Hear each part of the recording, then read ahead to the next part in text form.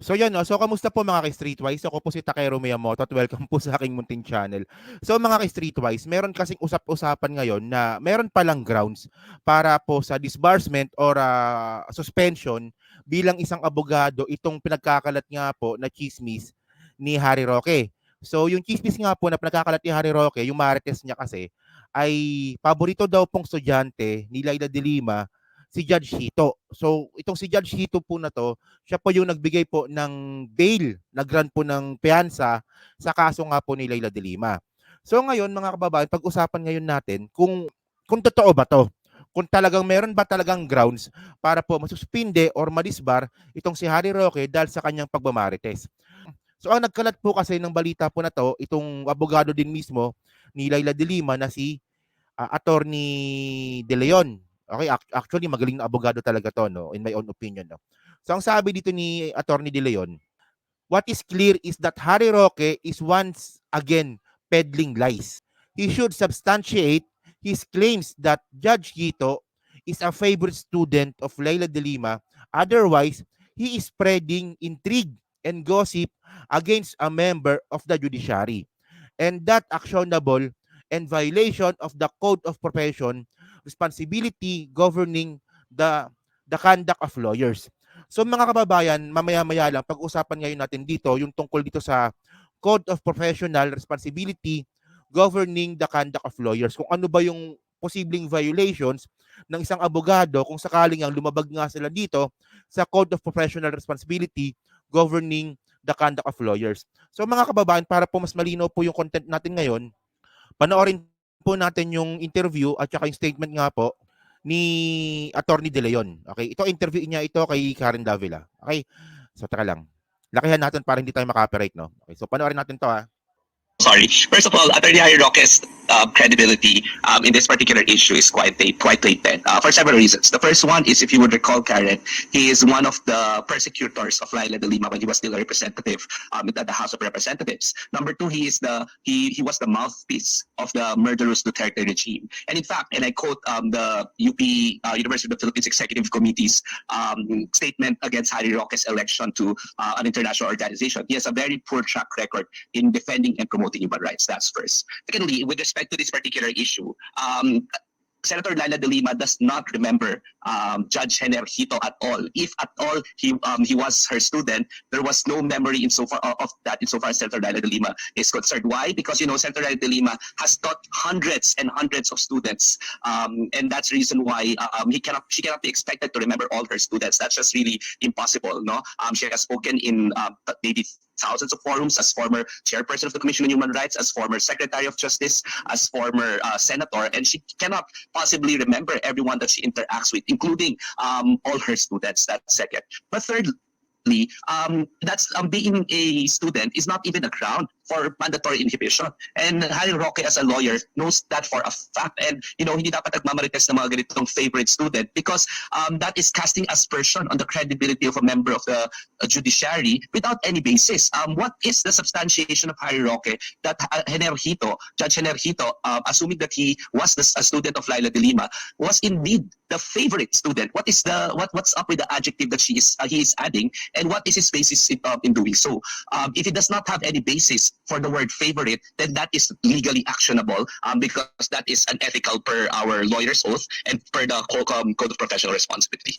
So yan mga kababayan, so malinaw naman po yung sinabi na ng kapwa abogado ni Harry Roque na unethical at saka merong violations dun po sa ginawa nga po ni Harry Roque na pagbanggit nga po ng favorite. Kasi kailangan niya patunayan yan. At even doon, no, ito lang, no, meron dalawang sinabi dito na importante itong si Attorney De Leon. So unang-una dito, hindi naman pala grounds para mag-inhibit ang isang judge kung naging estudyante niya ang akusado or ang prosecution. Kasi mga kababayan, ito napakita ko sa inyo to, no. Actually nabasa ko lang ito, no. Alam naman ito ni Harry Roque, no, pero bakit ganun siya, no?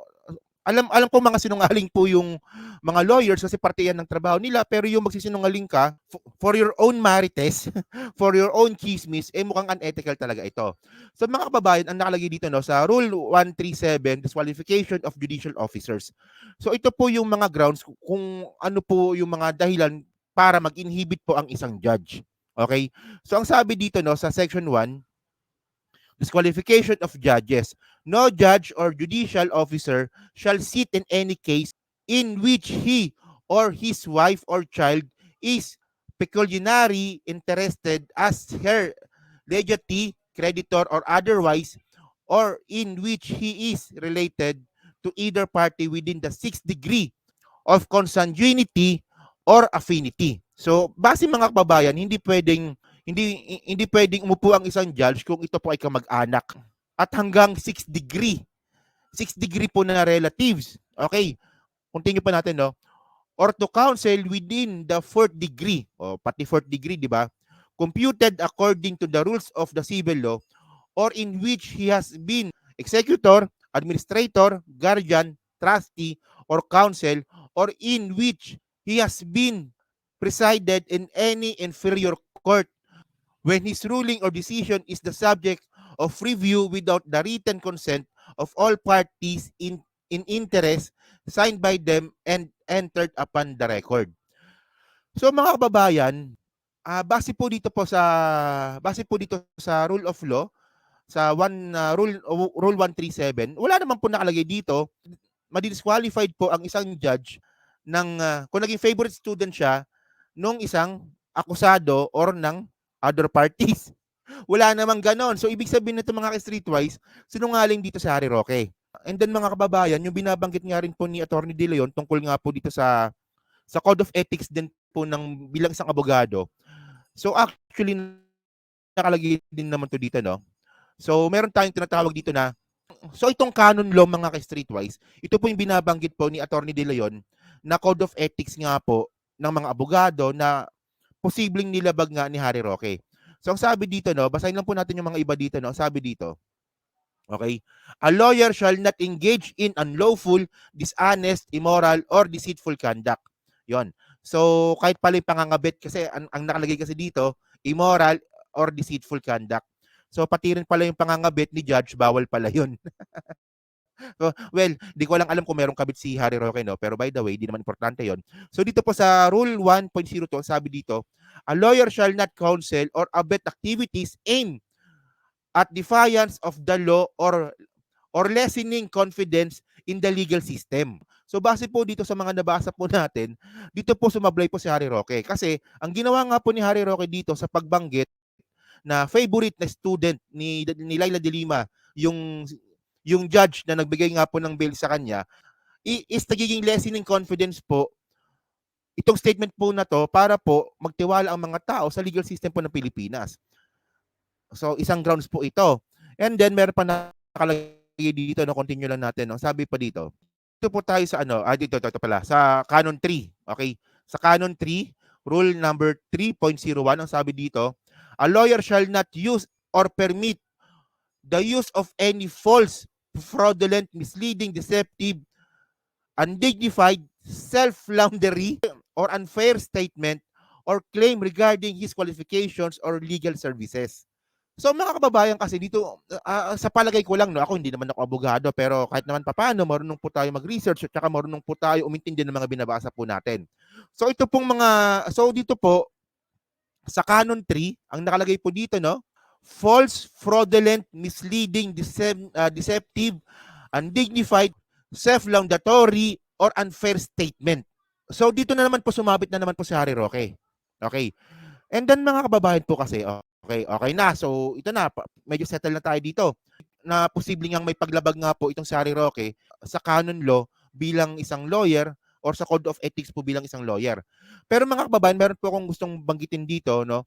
Ito sa rule number 8.01, ang sabi dito, a lawyer shall not in his profession dealings use language is abusive, offensive, or otherwise improper. So mga kababayan, bawal po yung mga abusive, offensive, at saka improper language. So, meron ba kayong naalalang abogado na nadisbar dahil nga po sa paglabag po sa canon law po na to? Siyempre, maalala naman po natin na si Atty. Larry Gadon. Di ba? Si Atty. Larry Gadon po is nadisbar dahil nagkaroon po siya ng paglabag dito nga po sa rule of law or sa canon law or sa code of ethics nga po ng abogado.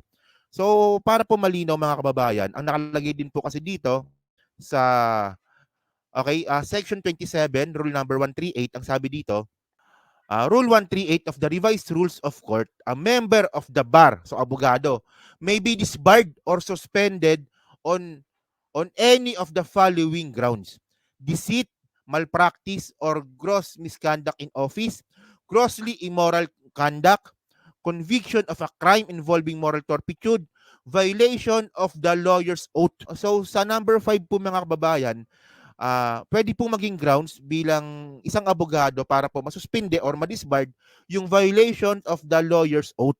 So parte nga po dito yung code of conduct at saka canon law na binabanggit nga rin po dito ni Attorney De Leon. So mga kababayan kasi, dahil nga po sa pangyayari po na to, naalala ko lang po talaga si Attorney Larry Gadon. No? Okay, kasi ito bago-bago lang to nung June 2023. Okay, Supreme Court disbars Gadon for obscene remarks against journalist Raisa Robles. Okay, with the anonymous vote of 15-0, the Philippine Supreme Court has decided to strip Attorney Lorenzo Larry Gadon of his license to practice law for misogynistic, sexist, abusive, frequent use of foul language on Tuesday, June 27, 2023. Ayun. So, bawal po talaga yung magmumura-mura ka, bawal talaga. Ayun yung nakalagay po sa batas natin eh. So, ayun nga, sumabit nga po dito si Larry Gadon, dito nga po sa rule number 8.01 na offensive language, offensive, otherwise improper. Yon. So, kaya ko lang po kasi binanggit si Larry Gadon dito. Ang gusto ko lang po kasing iparating sa inyo na yung paglabag nga po dito sa code of conduct po ng isang abogado ay pwede po maging ground. Na pwede pong maging grounds yung paglabag nga po dito sa code of conduct po ng lawyers kasi nga po meron na pong nasampulan si Larry Gadon. So posible na mangyari din ito kay Harry Roque kung meron pong magpa-file ng case. Well, tingnan natin kung magpa-file ba ng case itong si Attorney Dino De Leon or yung kampo nga po ni Leila de Lima. So abangan po natin yan. So ayan, na hindi chismis yan kasi may mga basihan tayo dito Yan.